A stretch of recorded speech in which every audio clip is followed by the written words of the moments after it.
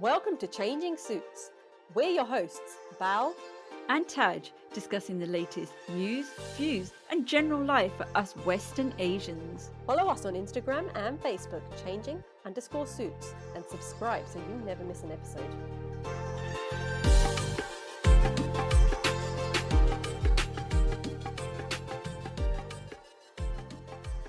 Hi, welcome to Changing Suits. My name's Bal.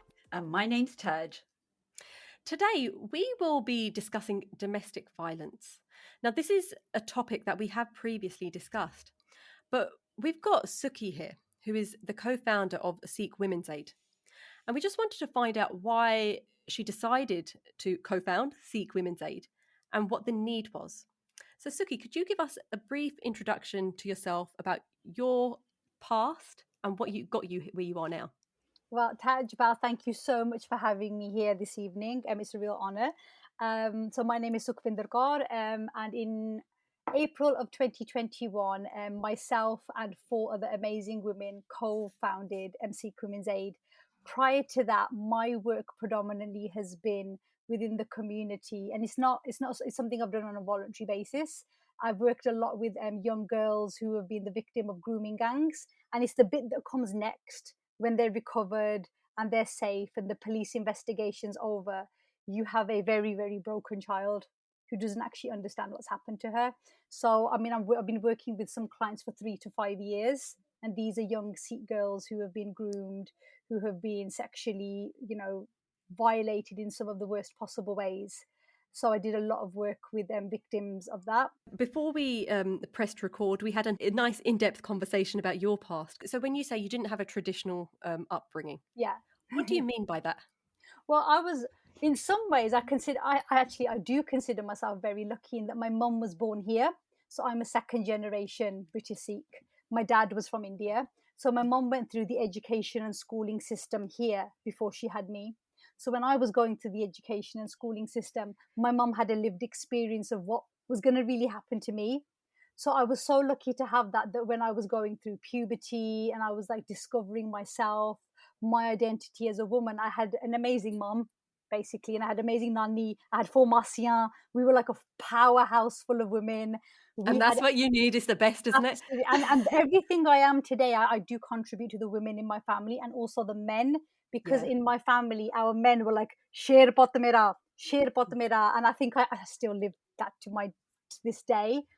But what I was then finding was that because I had this freedom that I could express myself and I could talk to my parents about boys and crushes and my feelings about things. It was mom, then it was my dad, because dads are still dad. Let's put that out there. Mom is amazing. And then I was then able to kind of regulate myself at a very young age as to what was important to me rather than trying to fit into what was going on around me. So when I would meet other Indian girls, there was like a double life at home and then there was another life outside of home. That was not my upbringing.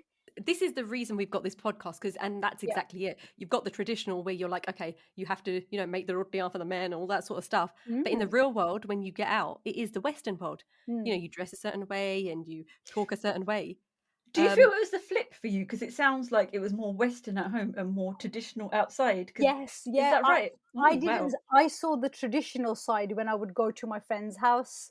So like we had a prom and I was like one of the only Indian girls that was allowed to go to prom. None of my other Indian friends could go. And then that happened was that other Indian girls didn't like me because they didn't understand how I had the thinking and upbringing that I did. Then a few of the girls would come and start talking to my mum about things because they couldn't talk to their own mums. And that always stayed with me, that my mum kind of became the mum of my friends. So like, when things were happening or I could see that one of my friends was going down a bit of a risky path. And like this is now going out of faith and getting caught up in the college life. Because what I would also witness was when girls left high school, Apniyam, and they would go to college, there was just this like sort of freedom that they'd never experienced. No capacity building from the parents on how to handle that freedom. And it was like a sensory overload of boys, freedom, getting a bus and having your college 3 bus locations away from your home. How did you think about that? Because you were like, what the hell? I mean, this is just a normal day for me. What's going on with you? How did you feel about that? To be honest, I actually lost a lot of girlfriends, and then I had a lot of guys as friends. I struggled to form good friendships with girls. And then Could you say it was because of jealousy, because they were seeing the freedom that you're getting and they didn't have that freedom? I think if my 17-year-old self would have called it jealousy, what my 38-year-old self calls it is one lived experience fighting against another lived experience. Neither is wrong. Not one isn't better and one isn't worse. Well, in some cases it was, but it was just so alien to them, and they were so alien to me. So it was just two lived experiences clashing and not knowing. I was quite lonely within my own community, because it's very, very hard to find like a girl that my mum would say to me, baby, if you want to go clubbing, you can, but I will drop you off. I will pick you up and you're going to tell me who you're going with and where you're And that's going the with. perfect, that is actually the safest method though, isn't it? No, Because I there's wouldn't no, say it is now. I would just say do not go clubbing, just because of we've got Sabine and Nissa. We've got a violence against women and girls crisis just across England right now. I mean, we're right. having women. We've had Zena murdered. She was walking through Ilford, literally Yeah. 2 o'clock in the morning. So Yeah. I mean, that's a separate conversation. But I think the naivety that I had and a lot of girls had, and then you pit us against the Punjabi boys, and that culture and upbringing and the way that girls were treated, I then started seeing girls enter into very unhealthy relationships because boys tend to follow the trajectory of their dads. So Hmm. if the boy had a good dad and the dad treated the mom well, you kind of knew that that was going to be the good boyfriend.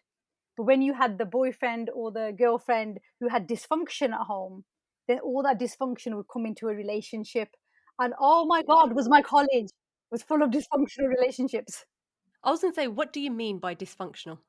So what I mean by that is what I will call well, for my generation, it was called the Shah Rukh Khan era. So We're this in the is where same generation. Don't worry. We know what you're talking about then. it was where Dil Wale Dulhaniya Le Jayenge, Kuch Hota Hai came out, and it redefined love. It I Mm. was just redefined listening to some how we. music from Shah Rukh Khan actually just before we hopped on.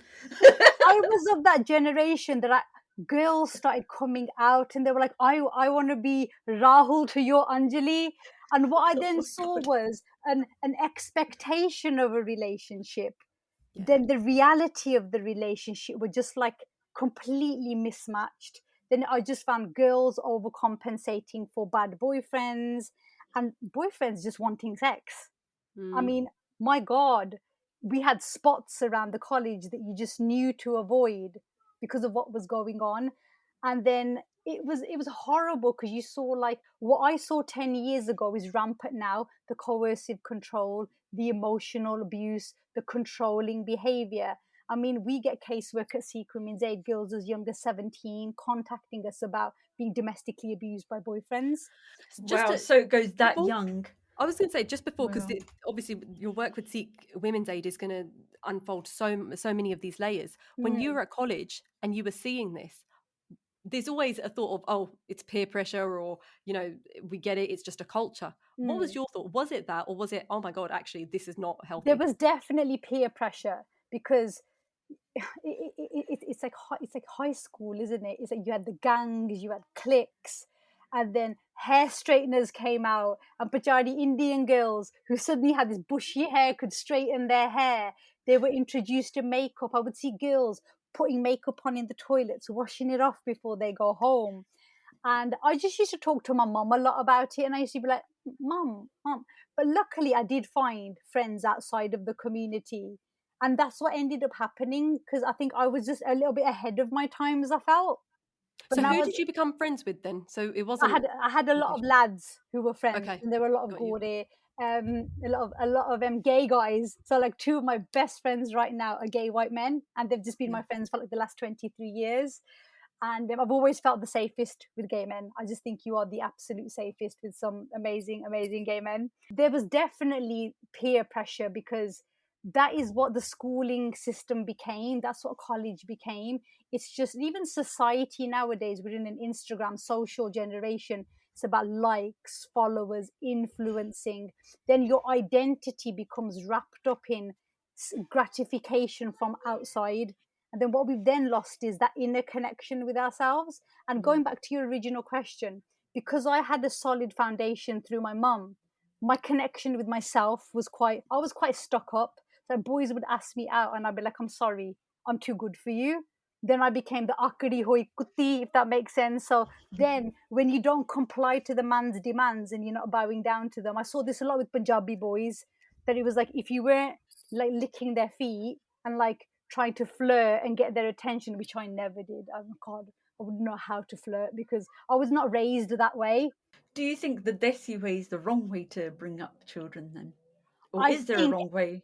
there is absolutely a wrong way to bring up children. If you like, I learned this lesson when I had my own children. Your children learn more from what they watch than what you say. So there's no, and what Mm. we grew up with, ha nahi karna, hida nahi karna, nahi karna, but it's all playing out in your house. And we are now thinking hypocrisy, double standards. So when the I double standards plays 100% out in agree the with that. Yeah. house, we're going to do the double standards outside the house because that's what's been modeled to us. So to me, it's just such a sad state of affairs because I don't think anyone is wrong. I just think that these are like layers of cries for help, for connection, for love, for just to be seen. I mean, like through no fault of our parents, my parents, first generation born here, were the ones that were in the factories for 12, 14 hours. You know, I had my nanny and my masian that brought me up. So I was lucky. I was a massive extended family. And though, but in those extended families, I mean, I was lucky, but then abuse also started to thrive in extended families when cousins and uncles and thais and chache all started living in one house and children were sleeping with adults and all this stuff was coming out. I mean, for the 90s for me was the Kurimar decade. The amount of families that were going to India to abort girls for this, and we were the girls watching these families do abortions. And the psychological impact of that is that you are an unwanted girl child. This is the thing, though, isn't it? It's everything you've said. You know, I completely agree. I mean, these conversations me and my husband have, where it's a case of whatever they do see, it's just subconsciously in the Yes, kids' minds, and that is how they will react. And yes, it's this awareness that you don't realize, especially when you have your own kids. That's when you start realizing it. It's really interesting until we raise awareness, and it's the unconscious bias as well. I mean, we just don't realize we're doing it, and yeah, that's the issue. And yeah, until we start having these conversations, and this is something we've always been told on the podcast, I'm so glad you're having this conversation, whatever the topic is, because we hadn't realized in the community. Just something that I sort of want to sum a little bit of what you've said. It's really interesting because you and your mum had such a good communication, and that's why you are where you are, and you've got this passion. And this is something in the Desi parenting. Obviously, it's always keep everything quiet. What will people say? That line has rung in my head so many times in every yeah, podcast. But this is why I want to bring up on this part of it. The communication is key. yes. Every time we talk about any topic, is communication. And the lack of it is what causes problems. Yeah. Just as we move on to your life with Sikh Women's Aid, what you sort of started off telling us what inspired you to start it off and become a co-founder. Can you just talk a bit about that and why you took such a massive step? Right, so that's really quite simple.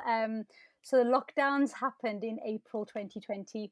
In November 2019, I relapsed with terminal cancer. So when the lockdowns hit, I was actually, because I've got family in China, and we were hearing everything from there.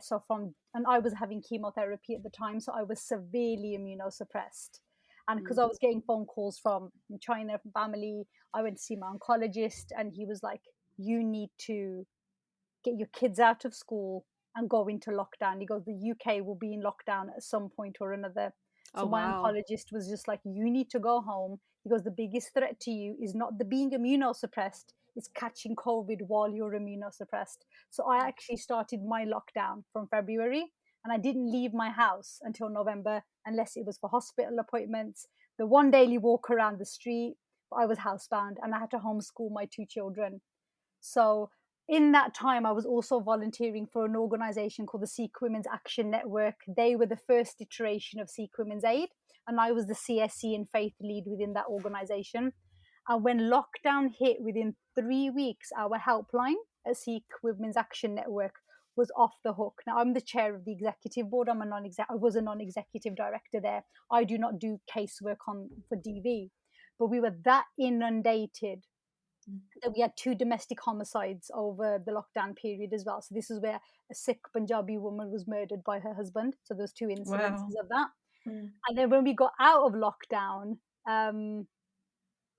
when you're faced with the fact that you've got a limited shelf life as a person, I mean, we all know we're never going to be here forever. But for me, it was something that was facing me. It was there in front of me. I've got no problems with death. I mean, I'm well read enough in Sikhi to know that I'm just going to be coming back around on the merry-go-round. whilst there's no whilst there's no fear around the death aspect, there was a genuine thing for me thinking, right, I lost a lot of the fear. Like Benji, we were talking before the podcast that women generally, they're quite fearful to come out against the men in our community, and especially the leadership structures where we can see patriarchy and victim blaming and shaming of women taking place. It's so hard to challenge because these things are so entrenched. What having terminal cancer did for me was I just lost that sense of fear in having to talk about things that needed to be talked about. So Sadish, who's my co-founder, so Sadish Pal, she's our director of services. I've known her for about 10 years. Cried on her shoulder throughout so many cases over the years. We came together. Swan wanted to convert into a charity, but one of the directors wanted to step down. So then we just got around to the drawing board, the 4 of us that were left, and we were like, what have we learned over COVID? What is happening in the Sikh Punjabi community off the back of COVID? And we were in crisis. I would actually say ਸਾਡੇ ਘਰਾਂ 'ਚ ਅੱਗ ਲੱਗੀ ਪਈ ਸੀ. So remember earlier you said ਲੋਕ ਕੀ ਕਹਿਣਗੇ? ਲੋਕਾਂ ਦੇ ਘਰਾਂ 'ਚ ਅੱਗ ਲੱਗੀਆਂ ਪਈਆਂ ਆ, ਘਰਾਂ 'ਚ. And what we've done is we've created a deflection. So when something happens, rather than thinking, right, as a family, we need to come together to address this, we go into hide, shame, ਲੋਕ ਕੀ ਕਹਿਣਗੇ? The reality is ਲੋਕਾਂ ਦੇ ਵੀ ਘਰ ਵਿੱਚ ਗੰਦ ਪੈਂਦਾ ਆ. Can I just say, I just want to bring it back to something you said earlier, and this is, again, it's going to be quite a big topic before we actually touch on what you've just said there. Mm. And I sort of, from everything that we've learned over the podcast, I can sort of guess what your answer is, but it's always interesting getting a different perspective on it. What is causing women to bow down to men, as it were? What is stopping them from saying? Because we as women in a collective form have lost our own identities as strong Khalsa, Sikh, Punjabi, Bibiyan. We've lost that and we have to accept that. And it takes, like for me, it took a crisis to find that thing that finally shedded. And I swear to God, I live my best life right now because I own who I am truly. I am the daughter of Guru Gobind Singh Ji, and I wear that title with fear and pride, because when we do this work and you have this rope, you have to answer to someone. When we take Amrit, we bow down to our Guru and says, this isn't mine anymore. This is yours. And for me, it's really simple, Benji. What, Dharam Rai jab lekha mange, ta kya mukh leke javega. What face are you going to take when you will? So for me, it's like, I know that in my lifetime, we are never going to deal with this and tackle this in the way it needs to. This is going to be generational work because it took generations to get us into this mess. But we as females, as a collective, have not united in the same way that the male collective have. And that's why there is a patriarchy that is global amongst Sikh men that keeps the structures in place. Now, women are starting to absolutely make their way through that, but it's not happening at a fast enough pace on how men are evolving in their strategies to ensure women stay that little bit beneath belief. Why aren't we getting together and supporting each other? What's holding us back? I think I cannot answer that question in based on my lived experience and my experience of working with women and girls is that one, as I'm just going to say, women can be bitches. We can be we are the ones, but we can also be the biggest source of strength. Now, the relationship I just shared with my mother and my masiyan, that to me was the epitome of strong women tribes. But what we have now is we're isolated. We are not communicating generationally in the same ways that we did. And then the older generation is now dying out, and we've lost a lot of knowledge from the elders in our generation. And then we are also creating new traditions as the British Sikh generation, and I don't know what that's going to look like right now. I was about to say, what would you say is the comparison? Because from what you've said, the old generation, it would be the strong women who would keep communities together, which, were amazing. And I shouldn't say amazing. I mean, people that are going through domestic violence are going through something, through so much mental stress, and what they do is amazing, getting through every day. Yeah. But But look at what how low we've set the bar for women. Like men are thriving. Like for me, I've been a stay-at-home mum for 10 years by choice. Because to me, I had cancer when I was 17, so this was a relapse.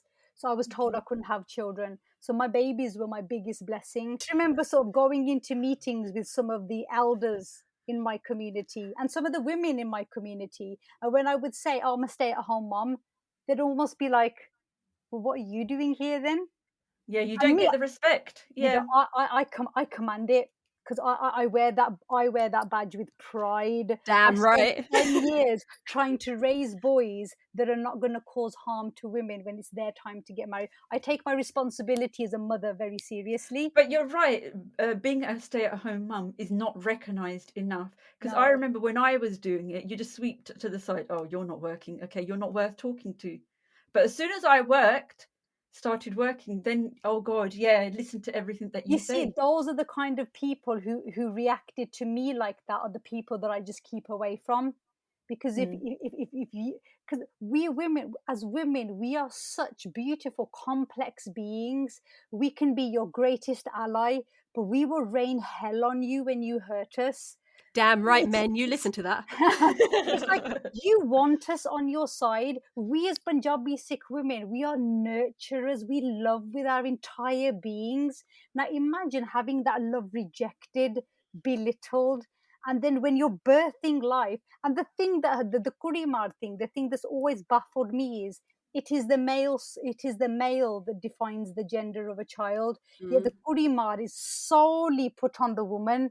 So any conversation I have to have about Kurimar on any platform, I always talk about it is actually the males that define the gender of a child. So ਜਿਹੜੇ ਮੇਰੇ ਪੰਜਾਬੀ ਭੈਣ ਭਰਾ ਇਸ podcast ਨੂੰ ਸੁਣ ਰਹੇ ਹਨ, ਇਹ ਗੱਲ ਮੈਂ ਜ਼ਰੂਰ ਕਵਾਂਗੀ ਵੀ ਜਿਹੜੀ ਸਾਡੀ ਕੌਮ ਵਿੱਚ ਕੁੜੀਮਾਰ ਦੀ ਬਿਮਾਰੀ ਸੀ ਤੇ ਹਲੇ ਹੈਗੀ ਆ, ਵੀ ਇਹ ਬਹੁਤ ਜਾਣਕਾਰੀ ਜ਼ਰੂਰੀ ਇਨਫੋਰਮੇਸ਼ਨ ਹੈਗਾ ਆ ਵੀ ਜਦੋਂ ਨਾ ਬੱਚਾ ਪੈਦਾ ਹੁੰਦਾ ਤੇ ਉਹਦੀ ਜੈਂਡਰ ਸਿਲੈਕਸ਼ਨ ਹੁੰਦੀ ਆ, ਉਹ ਪਿਓ ਕਰਦਾ ਆ, ਮਾਂ ਨਹੀਂ। ਅਸੀਂ ਮਾਵਾਂ ਤੇ ਦੋਸ਼ ਲਾਉਂਦੇ ਆ ਵੀ ਕੁੜੀ ਜੰਮੀ ਆ ਤੁਹਾਡੇ ਕਰਕੇ। ਤੇ ਮੈਨੂੰ ਇਹ ਗੱਲ, ਮੈਨੂੰ ਇੰਨੀ ਹਾਲੇ ਤੱਕ I can't put it into words that there's women who encourage this, and it's the women in the family that have actually perpetuated this more so than the men. What's caused that? Because that is something that we come across a lot, where it's we were talking about a case earlier where it was the mother-in-law that said it was pushing for the murder of her daughter-in-law to happen. It was the woman. What Yeah. causes that? Why I is it think the women?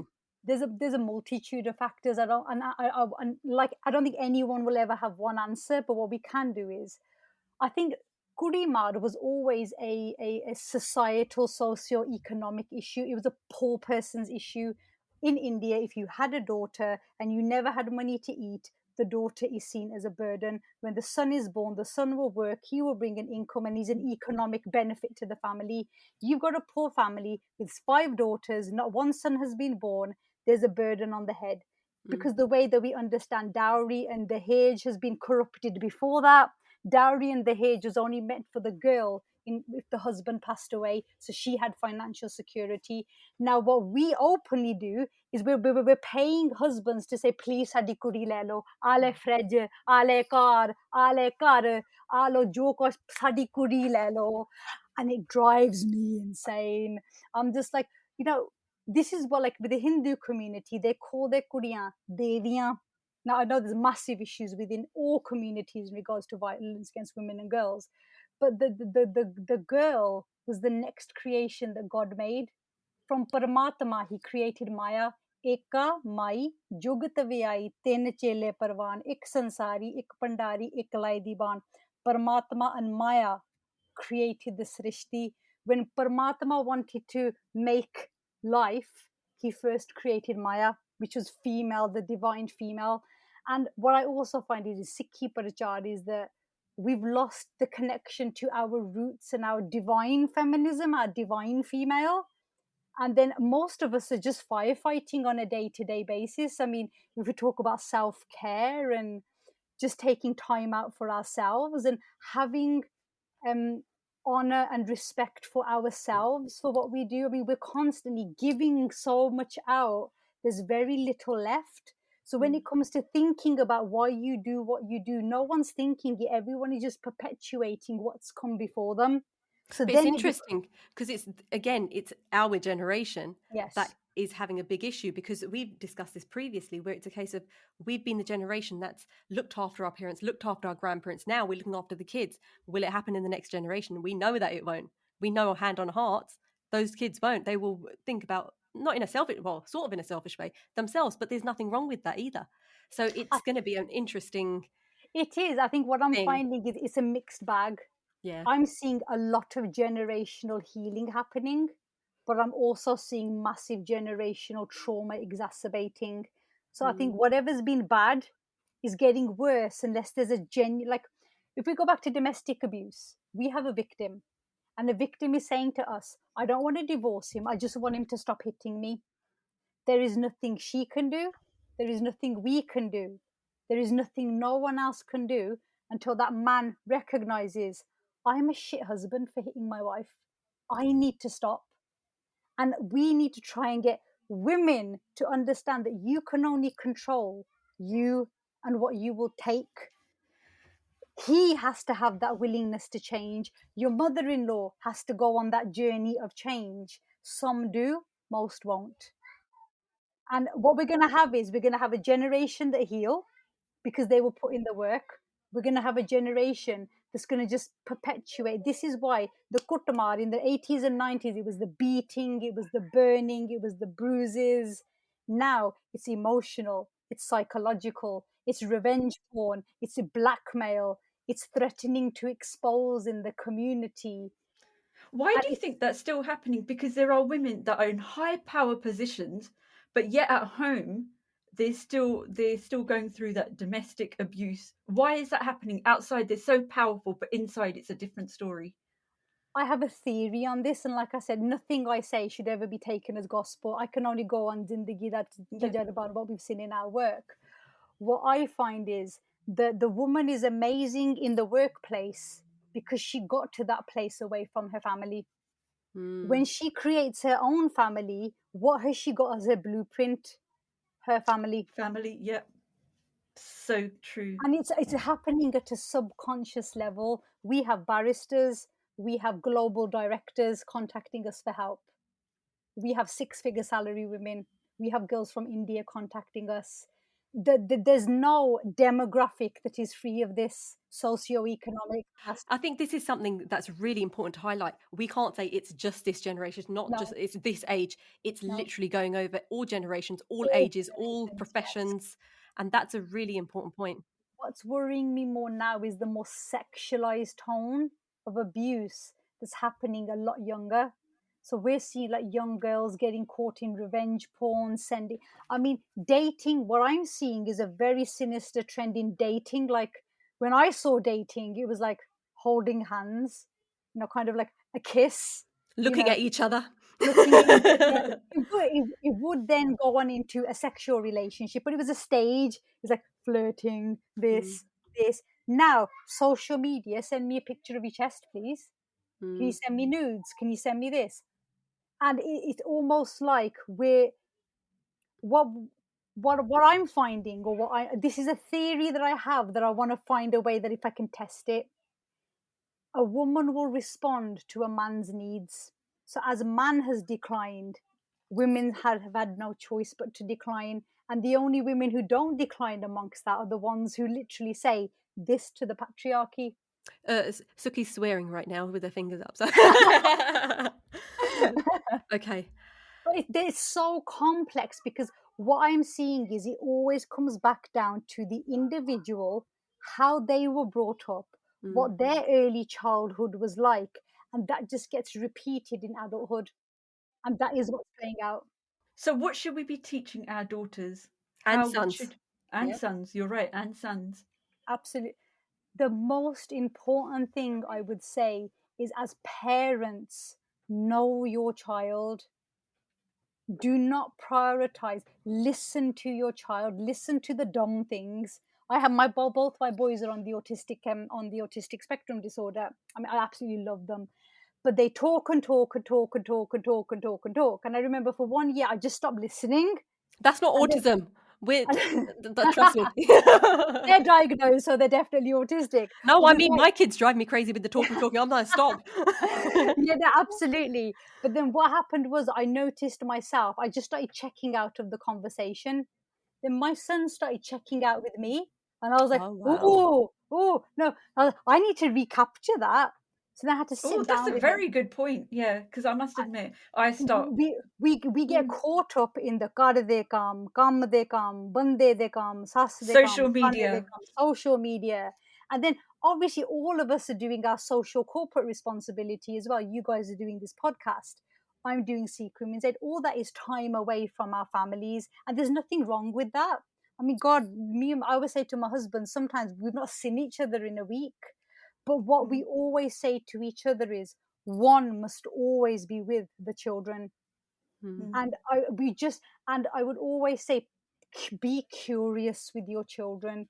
If something is not right, it most likely isn't right. No one knows your child better than you.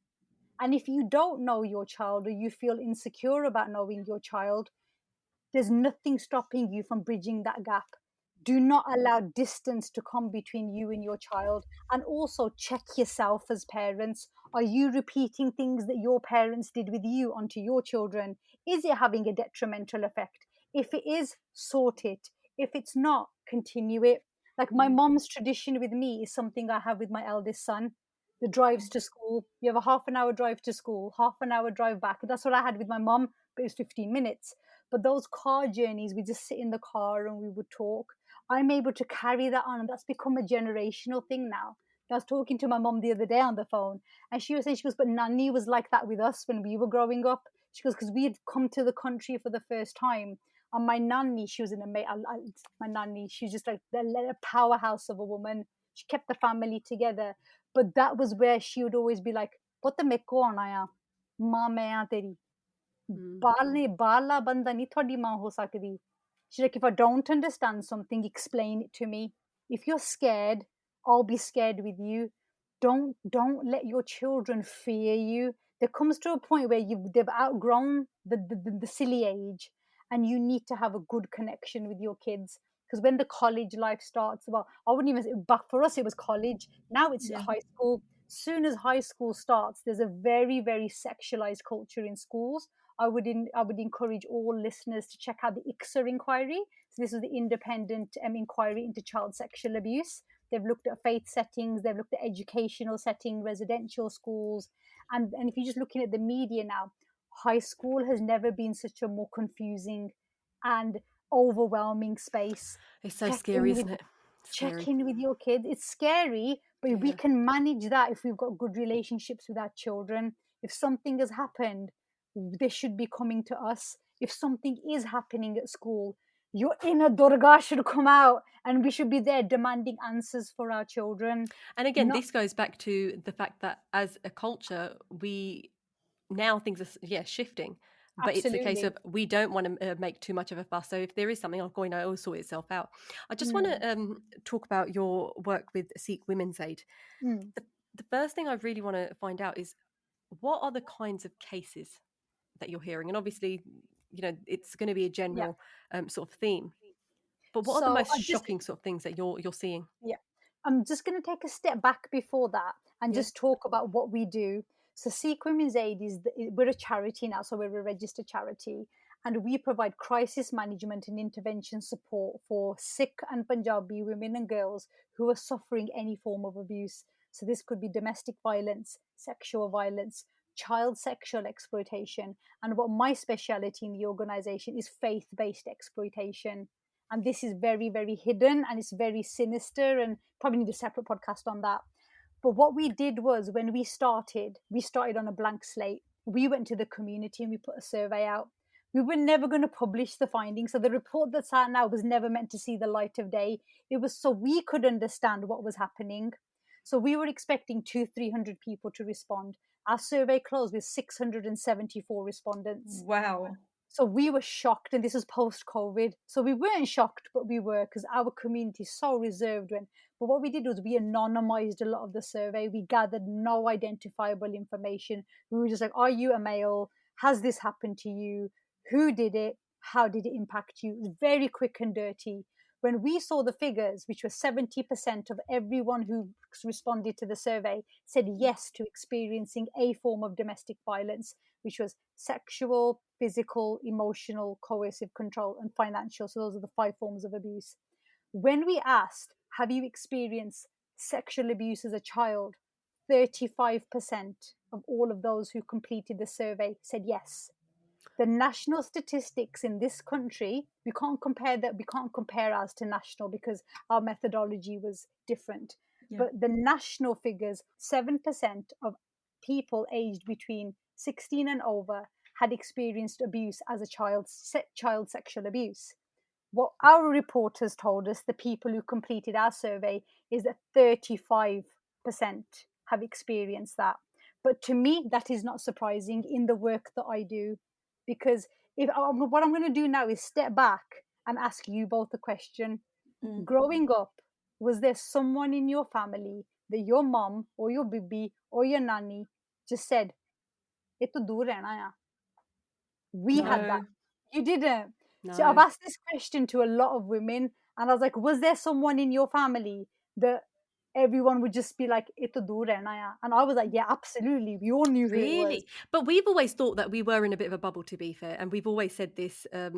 And it's sometimes, most of the time, it's shocked us when we've been adults. So I'm not shocked with our answer and the fact that you've said that, because we are a bit, we were just bubbled. We had our mommy's family, had our Marthy's family, and they're just the 3 of us, and we used to live in a bubble on our own island almost. Yeah. Yeah. See, with me, my house was the bubble, but we had a massive extended family, And that opens it up, doesn't it? That extension of the family. And in each extended family, we knew who we weren't allowed to sit with, and we knew whose knees not to sit on. We knew which Daya not to give a hug to. We are shocked, by the way. Shocked. Okay. But what would happen was the uncle, Daya, Chacha, no one would say anything to them. Oh God, it was the burdens put on the child then. The child and the mother and the masiyan. So it was all like, "Eh to dur rehna hai." Then I'd be like, why? And then, "Ede bare nahi gal karni." And then my mom would take me home and she'd be like, well, he's a nonce, that's why. Can I just say on this point, because again, we've spoken about desi parenting, and the one really massive positive has in a lot of the podcasts have been the great thing about our tradition is the fact that we've got these extended families. Now, what you've touched on, what you've touched on is, yes, it is a positive. However, it also comes with a lot of responsibility, and there are negatives. Absolutely. And I think that's what you've just hit on the head there. And I actually, think that's what this whole conversation is about.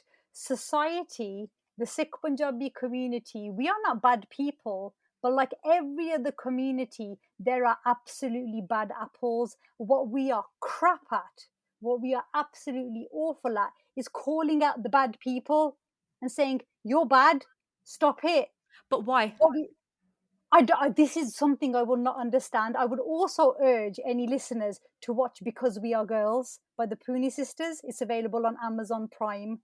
Theirs is a lived case study. These are 3 sisters. Yep. And I'm not going to give too much away because I sobbed my heart out, because that could have so easily have been me. When they describe how they were brought up, the culture, the mom, the dad, and then when the daughters confront their parents, "Why didn't you do anything when we came to you?" And you have to listen to the responses. It's the shame. It's the shame, isn't it? Look where we placed the shame, Benji. We've placed the shame on the kudi that was abused. Right. Yeah. We've not put the shame on the perpetrator who did the abusing. All I'm saying is the shame needs to exist with the person who is engaged in the shameful behavior. That's where the shame. But the person that has no shame will not feel any shame. There's a saying as well, sharam da katta. Hmm. And some people just don't have that shame even if you confront them. But this is where the community comes in. Sorry, Benji. This is where the community comes in. You know how we talk about extended communities and the positive aspects of the extended communities. जे ओ बेशर्मा बाकी नाल फिर बेशर्म होके बह जाना तुसी. But this is what I was about to just interject on. The reason nothing, now thinking about it, no one says anything is because if they was to call it out, it's the community that would then turn on them. And that's what will others say? And But that's that's where the what problem happened. Yeah, is. exactly. That happened to me. But I literally stuck two fingers up and said, sod your community. There's a child that has been raped here. That's where I'm sitting. And if it means losing 50 of you, good riddance, because I have to meet my maker and I have fear of the bigger picture. If you don't have picture of fear of the bigger picture, there is no reason that I have any form of interaction with you. And I just wish more people would do that. If we start isolating the bad people, calling out the bad people, at the moment they're thriving. Let's look at some of the most high profile sexual abuse cases of preachers. I'm not going to name any names, but everyone knows who they are. They have been exposed time and time again. Victims keep coming forward saying, this has happened to us. 2 weeks after the exposure, they are back on a stage somewhere being welcomed by the Sangat. But this Then happens in across communities. I mean, of we look at course any it of the does. outside of the South Yeah. Asian community as well. And so just before we continue, I do want to add that disclaimer. Everything that I'm talking about is happening in every community. I'm only interested in my community because that is the thing that I have the power to influence change over. So in all of these discussions, anything that I've said, I'm not pitting our community for or against another one, because this is massive in all communities. We work with Muslim Women's Network, the Hindu Women's Forum, Jewish Women's Aid, and it is exactly the same things but different circumstances. So there is no community that is able to escape this. So why are we still in that place of nahi ji sade naal nahi hunda, sade vich nahi hunda? So we just need to be a little bit humble and a bit honest with ourselves. We're not in a good place as a community, but these things are so easily fixable, just by challenging the thing that needs to be challenged. I mean, I feel embarrassed that in 2022, I'm still asking people, please, when something's wrong, call it out. Don't stay quiet. And I'm not saying you get your gandasa out and start taking people's heads off. If someone is in your vicinity that you know is not safe, do something about it, whatever that looks like for you. What are the steps? If there's a victim that is experiencing some sort of abuse, what are the steps that they can take?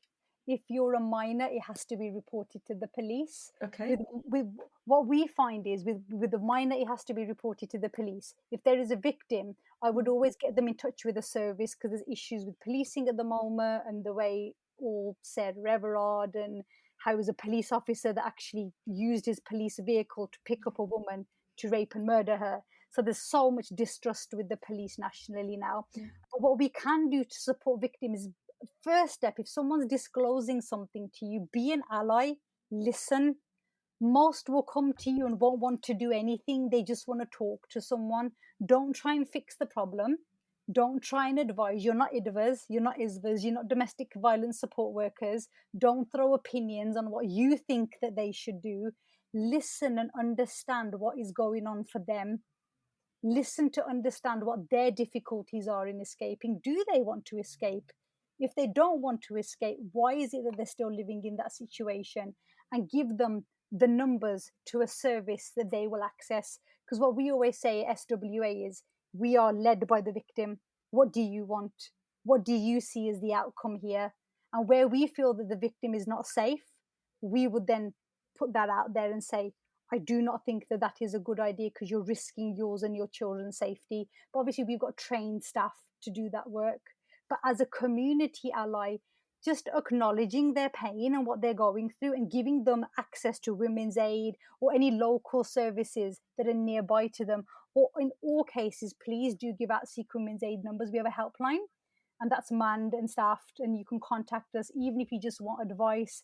You don't need to give us any personal information, and we will listen, talk, and guide you through whatever it is that you need. But it's allowing those conversations to happen, and also being brave. If you're seeing someone that's limping, has got a bruise, what I'm saying is women's intuition, we know when something's not right with someone in our circle. Now it's that gut feeling. Don't ignore it. If you can see that something's wrong, challenge it in whatever safe way you can. Even if it's just like, dropping a message with the number and say, Benji, tika sara kosh. Or if you see that a situation's gonna happen, just go and sit by someone and don't say nothing. Because normally, once there's a witness to the abuse, the bahadrata of a perpetrator disseminates quite quickly. So just by allyship, listening, but also not judging the woman for the choices that we've had women call us, and we know that they are at risk. They will not leave. What do you say Force to the them. women that are at risk and will not leave? Do you give them tools of managing it, could you say? No, what we do is we're just like, our number is here. And what we do is we put a flag on them. So, and we have their number saved in our helpline phone, and we like, call us back if something happens, and call the police if something happens, because we don't have names, we don't have locations. A lot of women are too scared to, we're on a phone, and all we can say is we're here if something goes wrong. If you don't want to call the police, call us. We will talk. I mean, with some victims, we've had to call the police for a victim while they're on the phone to us. And we're like, stay on the line to us. Do not hang up the phone. What is happening? Keep talking to us. If you're in a violent situation, put yourself in a room where you can lock the door, call the police. The police are not coming. We're on the other end escalating it with the police, saying we've got a situation here. Victims rang 4 hours ago. You have not come out. We need an immediate police response. And that's what we do. It's like a hand holding process, but we are led by the victim, because this is also, because what you then have is one of the biggest accusations we got. ਇਹ ਤਾਂ ਘਰ ਬਰਬਾਦ ਕਰਦੀਆਂ ਆ, ਇਹ ਜੋ ਇਹਨਾਂ ਨੇ ਬਣਾਈਆਂ ਸੰਸਥਾ, ਇਹ ਤਾਂ ਬਸ ਘਰ ਬਰਬਾਦ ਕਰਦੇ ਆ. No. We never told your son to go beat your wife up. Can I just go back just one step, because I do want to talk about that comment actually. In regards to where you say it is led by the victim. Now, I can't imagine what a difficult situation you'd be in as an organisation where you are still led by a victim who's saying, no, I'm not going to leave, but it's got this violent. So you've got the information. To be honest, we've never had a client who's come to us where it's been that violent and they've stayed. Okay, that's good to hear. Most of the time they're coming to us where they're like, right, we've had enough. And that's where we're at now. I think as a community now, lockdown happened. 3 separate sets of lockdowns happened. Perpetrators were locked with victims. And in some cases, not just the spouse that's the perpetrator, you've got the mother-in-law, brother-in-law, sister-in-law. And imagine being trapped in a house for 3 months. And now what's happening is, I think that threshold of tolerance for many women has just like the top's blown off it. Do you think on that point, because a lot of areas that we've covered on this podcast, it's a case of it's gone so far that then the outcome is a lot poorer than it would have been had the person come to them a lot earlier. Is that the case, or are you finding it's changing, it's shifting in domestic violence in our community? It is shifting in domestic violence. Is it shifting in our community? We haven't got the data to say yes or no yet. We have a database where we log all cases. So we have like thematic at what point they're coming to us on their journey. Once we've been established 2 or 3 years, I can answer your question more accurately. But at the moment, what we're having is crisis, that women are in crisis and they're willing to leave now. Whereas before, maybe 5 years ago, we'd still be in that place where we're like, do you really want to stay? Most women are highly intelligent. They know what's happening to them. They've tried everything. And because we've just launched, we're normally like the last place they come to after they've been everywhere else. And is it shifting? It is shifting, and it isn't, because I'm seeing a new generation, the younger generation. I'm not seeing, like, I thought we'd have a dying out process, then we'd have a revival in a generation that's following. But what I'm seeing is it's just changing face and shape. And what's happening is men. So what I mean by that is perpetrators are changing the way that they abuse. It's a lot more covert now. So this is what I was talking about, the coercive control. We've got in Sikh Punjab, we have immigration abuse, holding immigration status against the victim. Then we've also got intellectual intelligence abuse. So this, and then what you've also got is migrant abuse going in with immigration. At the moment, the Domestic Abuse Act has come into force, but there is little to no provision for migrant victims. So when we have a migrant victim, can we put her into refuge? No. There's only two refugees that I know of, Southall Black Sisters and Panagar, that will house no recourse to public funds. Because when a victim leaves, if she's not got immigration status, she's got to go through a process and get biometrics.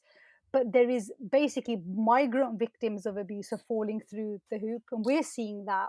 But then what we're getting now is I did see a lot of this, the college-aged girls, schoolgirls, Oh, wow. revenge porn, violence in relationships at 16, 17. But do you not think that because it's going, the victims that are coming to you are younger, so we're getting to a generation where it's like, no, I'm not going to stand for this rubbish. Whereas Oh, yes. a generation before would have been like, okay, let's see. Yeah. Let's see. Yes. So we are getting like forced marriage. We're having girls contact us saying our parents are trying to do this, Oh, wow. and I don't want to do this, and we're able to assist effectively in ensuring that doesn't happen and the client is safe.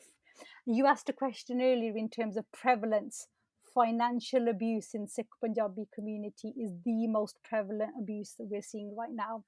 So these are wealthy families that have literally married incubators that they have sex with, that clean the house, that produce the children. And once the children hit 16, we're seeing women sent back to India and their passports ripped up and they're abandoned and they're not even told. Oh my God. That's probably one of the worst cases I've come across, where we had to bring her back because she'd been in a house. But then it was awful, because I've got to talk about this and not disclose too much. Yep.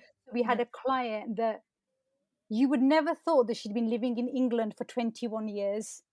She couldn't speak English, didn't know the name of the road that she lived on, couldn't Wow. name her children's school.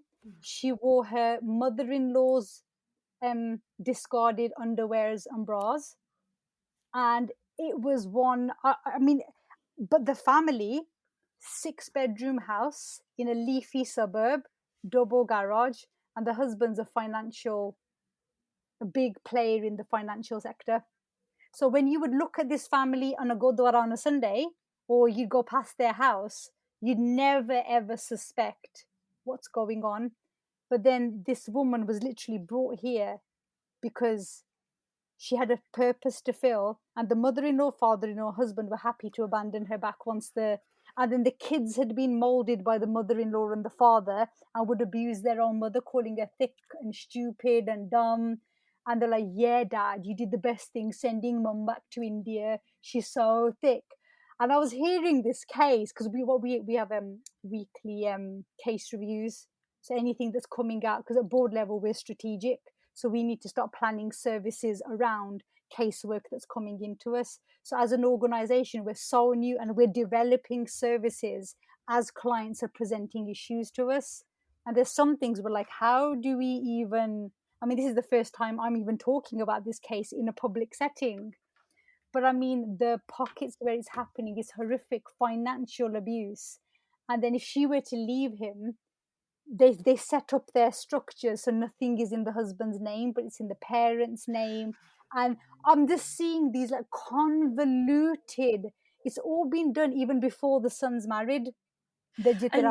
And the fact that the children went against the mum. Yeah, parent. And is this a common thing that the children are worked up so that they've seen the mum as almost not part of the family or a mother even? Yes, we don't have the data of prevalence of that issue, but I've had enough cases that makes me feel uncomfortable about the issue.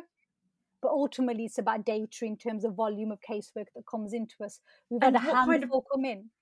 And what kind of proof can you have if a mother is finding that her children are being turned against her?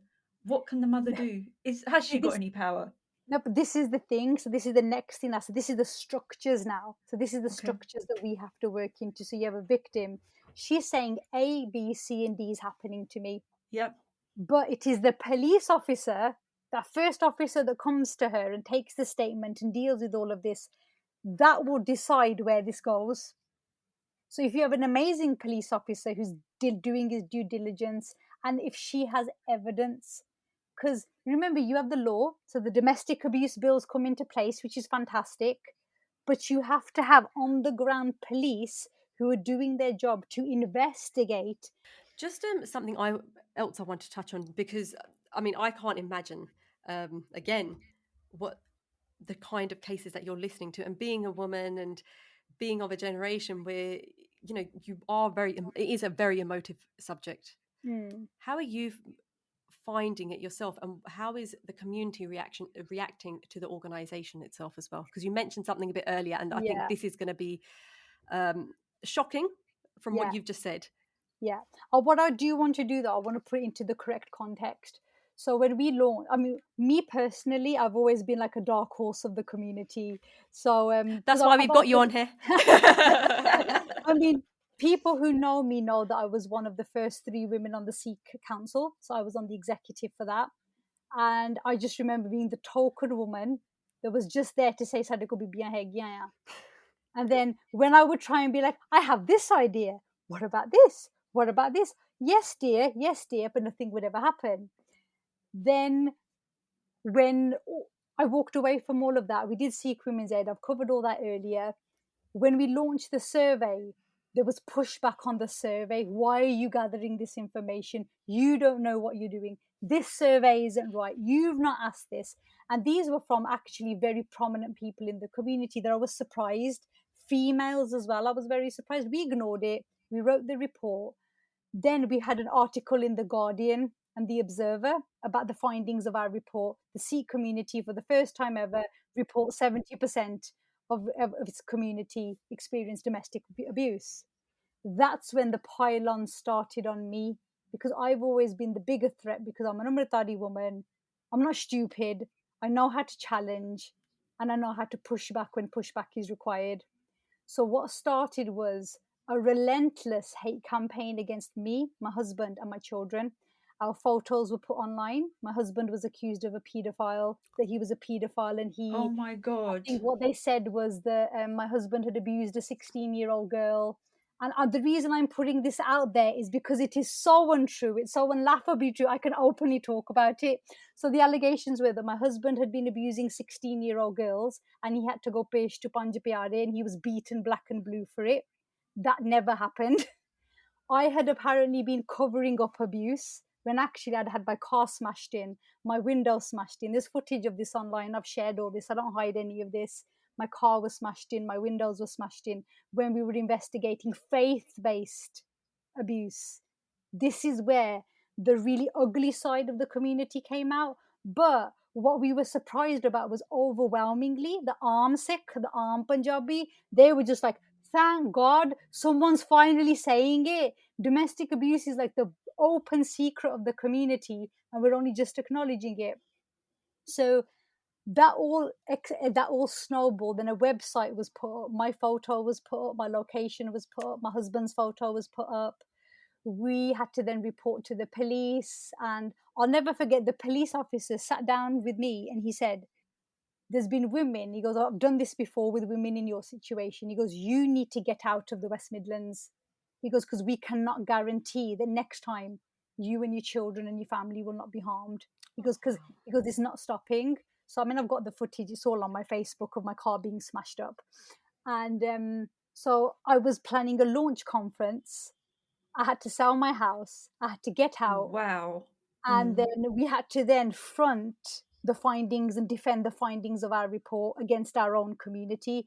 But where we were so lucky was Women's Aid, the National Vogue, the major Vogue and domestic, but Vogue is violence against women and girls, and domestic violence plays in the community. They came out to support us massively. So we've got a lot of support from the sector itself that really pulled us through that. But I just remember having, because I'm clinically vulnerable, in the move, because we had to move so quickly, I caught COVID. Then I had to be hospitalized. And then so it was awful. I'm not going to lie, it was I was going to absolutely say, bloody awful. hell, you are And why one didn't strong you stop? lady. And why did you not stop? What made you think, I'm going to carry on? All this is happening to me, but I'm still going to carry on. Because that is a very unique thing that you did. Because we shook them. Some people got shook, and we scared people that they were like, this cannot come out. So we knew that we're at a point that if we step back now, we might not ever get to this point again, because this is what's always happened. Remember the Basti play that happened in Yeah. about 15 years ago? She was Mm. talking about rape in faith-based settings and abuse within the community. She had people protesting outside the theatre, and again, she had police officers come to her house. We touched base with her. She said the same thing happened to me, because you need to leave right now. You need to cancel that play, and that's why she pulled the play. Oh, Because the do you? I police, remember this. Yeah, no, I do remember that. Google it. She's talked about it. If anyone listening, just Google Gurpreet Bhatti Besti play Yeah, Birmingham. yeah, It's I one of, remember that. Yeah. so to me, all that was playing in my head. But you asked the question, why do I carry on? Two reasons. I have to show my face to my guru at the end of this life. Secondly, our daughters who are yet to come, we have to make things better for them. And if we don't, I consider my Sikh a failure, I'll be honest. Because if you read the report, I would please implore anyone listening today to read From Her Kings Are Born. We've actually named the report after Guru Yeah. Nanak Dev Ji's Tuk of Gurbani about Panda Jamiya, Panda Nimiya. So our strapline for our organisation is, why call her bad? From Her Kings Are Born. Our first publication was called From Her Kings Are Born, and we have done a Sikh Itihas, Gurbani, and Ret Baryada cross comparison of how Sikh Punjabi men should be treating their women. So anyone who tries to come to us and say ਇਹ ਬੇਇੱਜ਼ਤੀ ਕਰਦੀਆਂ, ਮੈਂ ਕਿਹਾ ਹਾਂ ਤੁਹਾਡੀ ਬੇਇੱਜ਼ਤੀ ਕਰਦੀਆਂ, ਕਿਉਂਕਿ ਸਾਡੇ ਗੁਰੂ ਨੇ ਇਹ ਚੀਜ਼ਾਂ ਕਹੀਆਂ ਆ. This is what Guru said. What are you practicing? Mm. It's about putting ownership on the perpetrators, putting ownership on the people who continue to deny that this is a problem. How many more women are we going to lose? And in our report, we've done a domestic homicide review. There's 10 women in there who were killed by their husbands, Sikh Punjabi. And we're going to say that we don't have a problem with domestic violence. The law changed in this country when Kiran Ahluwalia, you'll probably remember the whole Southall Black Sisters case. It was her case set a precedent of battered wife syndrome, that she reacted in a moment of mental paralysis because she'd been abused so badly by her husband that she snapped and set him on fire. So her life sentence was commuted and she was released. Oh, Why wow. are we not talking that was a Sikh family? Then when we've got Surajit Atwal's case where her mother-in-law conspired to kill her, again, it was a Sikh case that set legal precedent in that they secured a conviction without ever finding the body of the woman who was murdered. And we are still denying that domestic abuse is a problem when law in this country has changed because of Sikh domestic homicide cases. Why have we never talked about this? Why is this not talked about more? It was shoved, buried, buried, buried. Don't talk about it. Don't acknowledge it. As long as we don't acknowledge it, give people enough time, they'll find something else to get angry about. Another thing we're competing against is people's attention spans. And it's very, very hard to keep people's attention spans on a subject like this, because this isn't empowering Or or rosy, yeah. rosy, and it's not selling us as, the langar feeders of the country, the educated, the ones who are the most educated, give the most in charity. We have such a veneer of civility in this country, and that veneer of civility covers the most sinister aspects of the community. Can I just ask you a really quick question? Something I've been thinking over the last few weeks. Do you think that the system is still, hopefully you understand what I mean, a very white system where the law doesn't quite understand the culture, therefore to understand and move forward in the case is really difficult in Yes, not only the absolutely. Sikh but the South Asian hemisphere, I guess. Absolutely. It's funny you say that, because I think about 15 years ago, the police were much better than they are now, Oh, well, that's interesting. because we had a family on our street growing up. And then one woman was beaten up really badly. My nanny called the police, bless her. And the officers came into the house and they stayed with the woman and they were like, take everything that you need. We will escort you out. 2 weeks ago, I had a client who needed to go back into her house that she legally owns with her partner. He refused her entry, and the police stood there and watched and did nothing while I was the support worker. So I was the link worker. So I went with the client to ensure her safety. But we were given death threats by the husband. She was given death threats by the husband. Police stood back and watched. So what we're having now is, what you've had is like a government that has taken funding away from the policing system. And it comes So down to funding. Yeah. it comes down to funding, but it also comes down to quality officers and training. So that's why, like you said, why we formed, we are a buying for specialist organization. So even though we will support any woman that comes to us, we have set ourselves up as buying for the Sikh Punjabi community because of those cultural nuances. And we do work with West Midlands Police, the Met Police, Derbyshire Police with the Derby Gurdwara rape case. So we had to work with them a lot over that case. We are working with police forces up and down the country, where they reach out from Liverpool, Manchester, Yorkshire and the Humber, and they are all keen to learn. And our conference was not attended by a single Gurdwara Management Committee member. We had 200 people attend our conference, but not a single person from the Gurdwara Management Committee. However, we had police officers from forces all around the country saying, we see this happening. We're glad you're saying this, because we can't say it as white officers, because you're not coming out as a community telling us that this is a problem. So we had one white police officer and she was like, I'm so glad you guys are here. She goes, I just don't know what to do. She goes, I don't know about your community and what's culture and what's faith. So a lot of people think that what we do is actually our religious beliefs and values. That's why when we put the report out, we had to put in an entire section to say, look, this is what the faith says. This is what's happening in the community. This is not compatible with that. Yeah, that's And a really lot good of to it, hear that you did that, actually, because that is one thing yes, where, like, with quite a few subjects, you're like, no, it's not the religion, it's the yeah. culture. But Yeah. then we have to be educated ourselves. Just before we finish this episode, can you Mm. give some advice to someone that is listening to this and is going through domestic violence? What advice, should they be doing now? What's the next steps? Firstly, I'm so sorry you're going through what you're going through.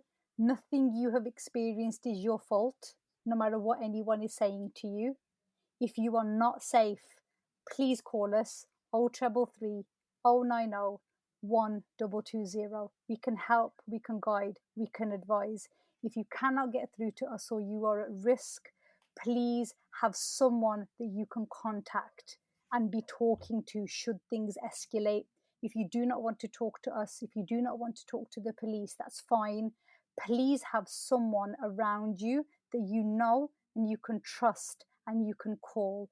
Please have a safe code word between you and that person that only you and that person know.